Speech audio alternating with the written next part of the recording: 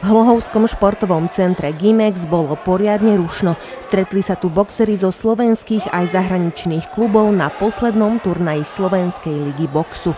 Je to akcia, ktorú zorganizoval domáci klub boxu v Hlohovci a sme mu veľmi vďační, pretože je to tak narýchlo nahlásená a potom aj zorganizovaná liga.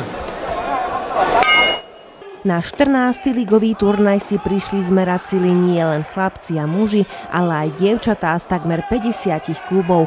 Aby boli zápasy čo najviac zaujímavé, dvojice boli nasadené tak, že medzi sebou súperili výkonnostne vyrovnaní boxeri. Bolo to také narýchlo, ale čak voľako sme to zmákli.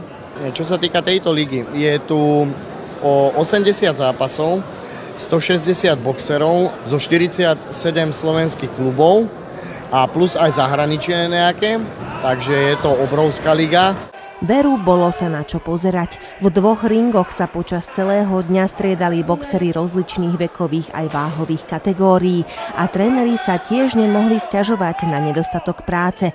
Svojim zverencom dával cenné rady aj Tomikit Kováč, profesionálny majster sveta v boxe.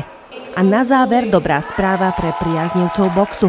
16. decembra vás Boxing klub Hlohovec pozýva do športovej haly na gala večer.